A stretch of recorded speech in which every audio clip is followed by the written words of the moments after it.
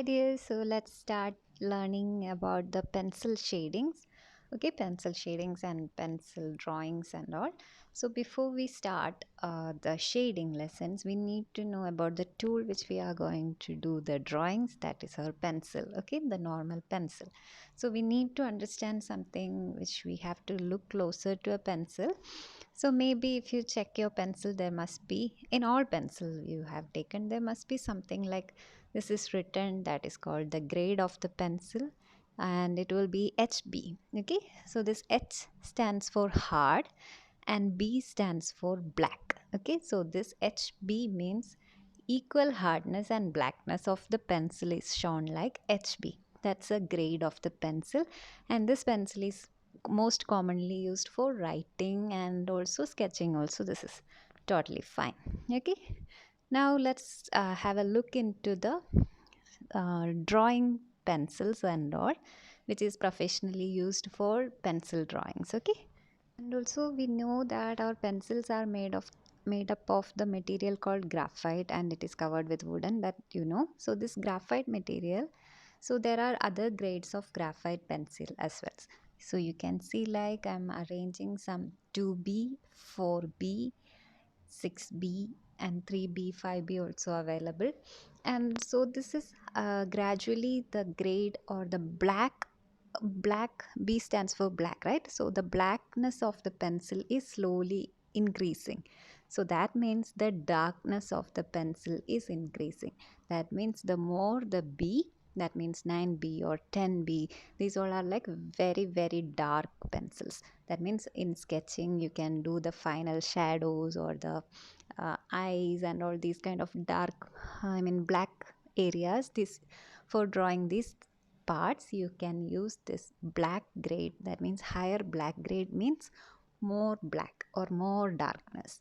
Okay, and of course to the lower side below HB you can have 2H, 3H and up to 9H, 10H and all. There's there. So as the H grade increases, that means if it is 9H or 8H, that means the more hard. Since it's more hard, it's going to make very light strokes when you draw. That means for this kind of grades, that means H grades are mainly used for making the sketches. So you will not get it in a dark color. So this is like reference lines etc can be drawn for the initial sketching. You can always use this H grade pencils. Okay, and after that, once it's done for shading and final outlining and all, you can use the black. So it's actually based on the hardness. H stands for hard and B stands for black, means black is more soft, so more graphite is made. Okay, so like that. For shading and shadows you can use black, and for sketching you can use H grade. So now you know, okay, this HB is the center or the medium part. Okay, just like HB, there is one more pencil that is of the grade F grade pencils. And for F grade pencil it's same like HB, but F stands for fine, and it is just similar to HB in the hardness and blackness, but only thing is it can stay sharp for a longer period. That means it can stay fine. Like if you draw with fine tip, it can stay fine tip for a longer time. So that's why this HB, there is another F grade pencil, and that is just similar to the HB pencil. Okay, now let me just show you one picture to show the grading difference. In this picture you can just see how the grades and pencils shadings are differ. So you can see 9B or 10B can make most blackness, and H, 9H or 8H can make more the hardness or light strokes.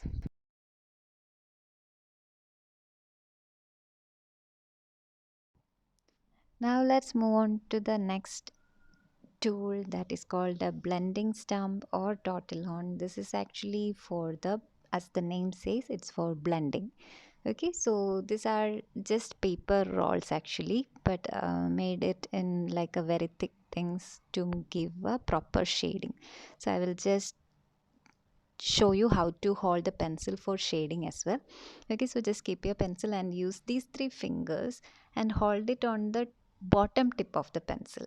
Or in case if you're not comfortable, just focus on make this slanting part of the pencil to touch the paper. Okay, so make sure no matter how you hold, you should keep that part on the paper. Okay, so in a slanting way you can just make some strokes in this way. And one of the method of blending is you can use your fingers, and I'll just show you the difference between using the fingers and a tortillon. So this is how I made blending here. Now I will just use a blending stump and you can see the difference.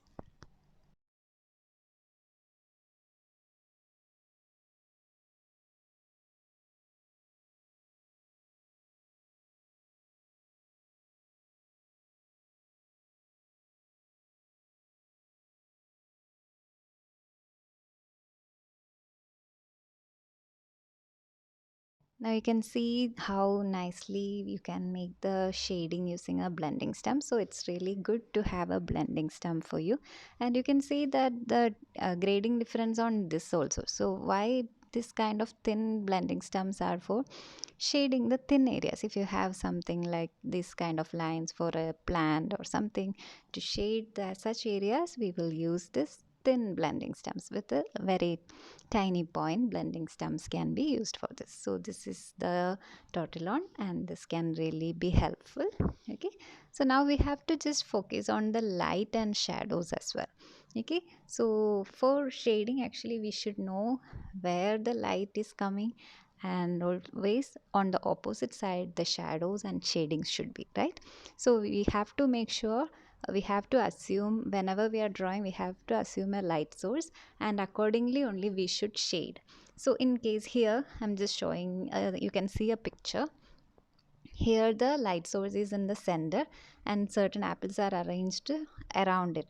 So it means if you check the top apple, you can see if the light source is from bottom part, you have to shade, you have to shade on the back side only, so you don't have to show any light area there.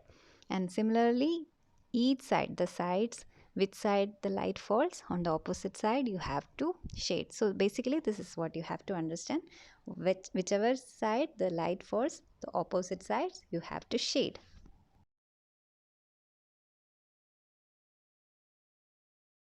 So now let's focus on the shading techniques. Okay, so for that I will just make 4 circles, and we have 4 basic shading techniques. Okay, that's why we are making it in 4. And I'll just show you that light and light theory once again. Okay, so and some terms also. So assume like light is falling over this side. Okay, and we can learn the terms as well. Okay, so I will be starting shading on the opposite side. So here should be the most darker areas. Okay, so we are assuming like here is the light is falling for, so where the light falls there should be a lighter area, and or through the edges or the opposite side there should be the darker area. So now let me just do the shading, and here I'm giving the darker places.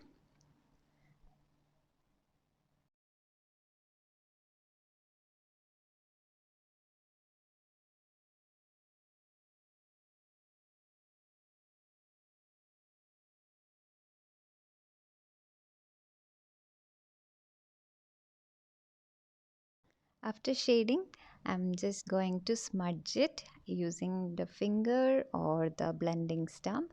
And this is actually the 4th technique of shading, or the most advanced technique or most used technique. Okay, this is the blending. This is also one of the blending technique. Okay, the 4th blending technique. So I will be just using this blending or smudging here.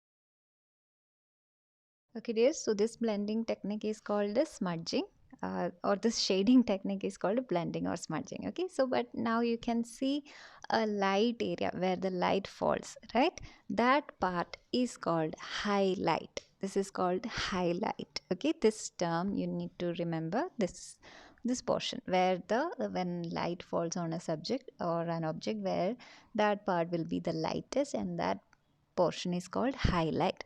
And you can see this area which is not so dark and not so light, so it is called mid tone region or mid light region.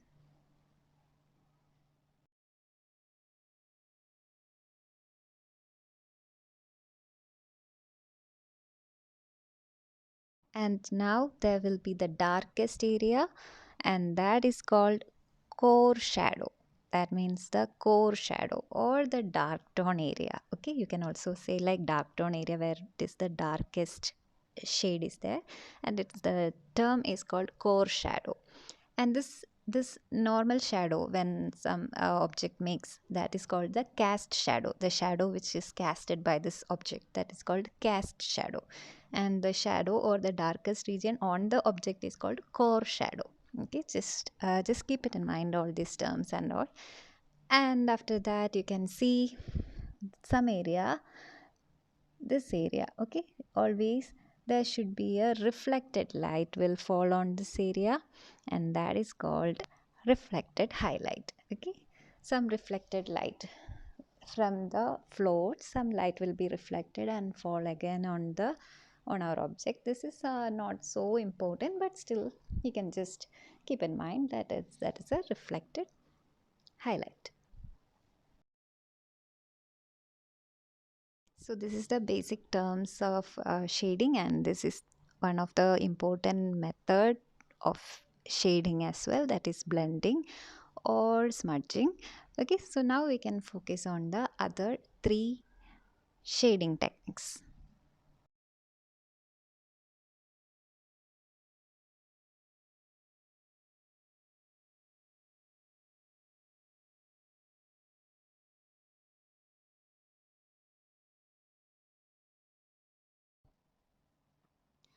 So the first one of the shading technique is called scumpling. Scumpling means making some kind of irregular patterns or kind of application of random lines for shading is called like loops or like scribbling, just like that. It's called as scumpling. You can see how I'm doing the scumpling. Okay, so this scumpling, just to show this core shadow areas, you have to increase the density of this loops, like you have to make it more closer, more rigid loops you have to make. And for the mid-tone region, now you know what is mid-tone and all. So the mid-tone region you have to make it more loose and more wider. Okay, and for the highlight region you don't have to make anything at all.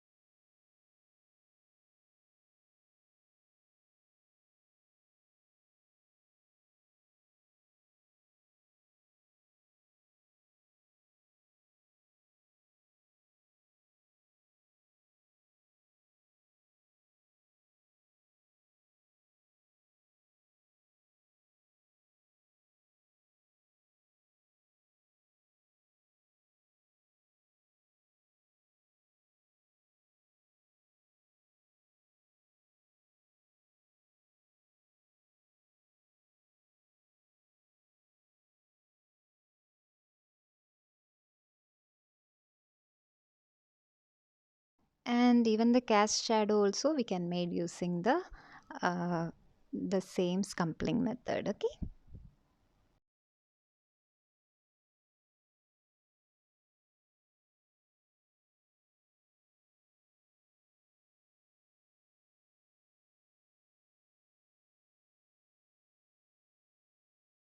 now let me focus on the second shading technique, that is called stippling. Stippling means applying countless dots to build up a darker value in the drawing. That means just like how we do the loops and all in the scumpling, we here in stippling we will put dots, tiny tiny tiny dots. You have to put a lot of dots, and to make the darkest region you have to put a lot of dots so close together, and to make the mid-tone you have to make it little bit far away, and on the light tone regions more far away, and the highlight region nothing at all. And this cast shadow also you can make it in the same way. So now let me do focus on this stippling shadow, stippling shading.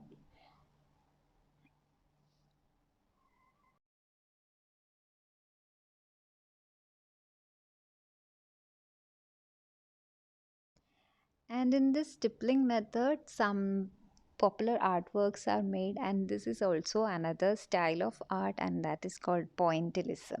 In pointillism, more better or more big points are used, or tiny dots also can be used, and that is another term or another style of art that is called pointillism. We can try some, we can practice some sessions using pointillism or stippling art as well. Okay.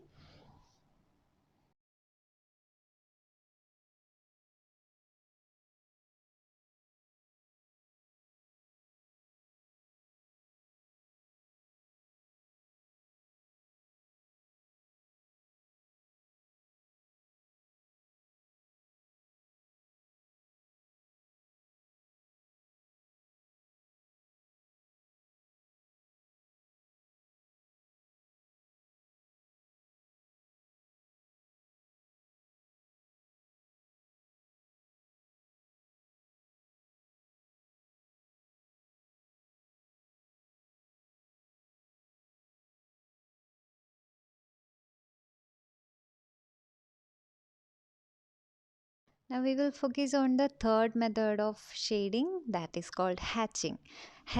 In hatching, what we will do is we will draw some lines in same direction.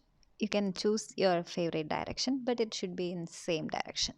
And for darker values, you know, as this line should be close together, and for mid tone area, little bit more far away, and for light tone area, more far away, and highlight, nothing should be there. Okay, so like this you can just do some shadings there also. And in hatching technique there are two subdivisions, that is cross hatching and contour hatching as well. Okay, in cross hatching, I will show you that. In contour hatching you just have to do the lines, the same lines you have to do it according to the shape of the outline. That means here we have made a circle, so in contour hatching you have to do all curvy lines. Okay, so that is another subdivision of the hatching. So here I will be showing you a subdivision of hatching, that is cross hatching.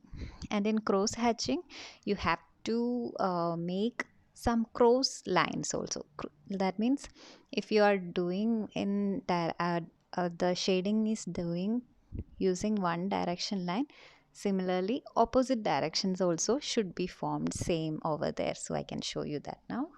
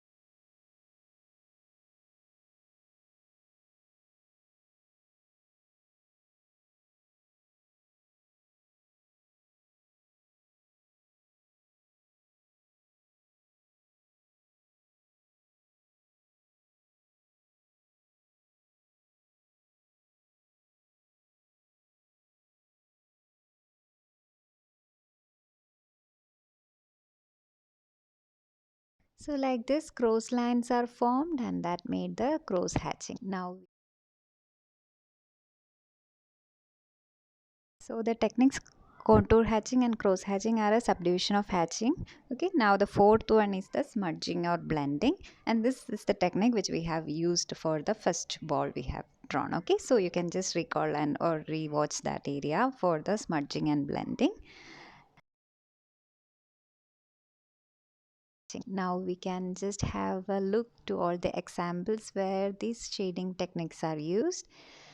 And this is a coffee cup used by scumpling method. And this lady's picture also shaded using scumpling method. You can see it properly. And in this drawing, you can see hatchings, that is a little bit crows hatching, not crows hatching, vertical hatchings and some normal hatching you can see.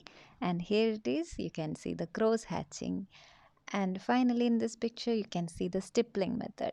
In the stippling method, you can see the tiny, tiny points, which is shown like that. And then finally, the blending or smudging. So let me just wind up. There are four shading techniques: scumpling, stippling, hatching and smudging. The scumpling means tiny tiny lines, loops we have to draw. Stippling means tiny dots we have to draw.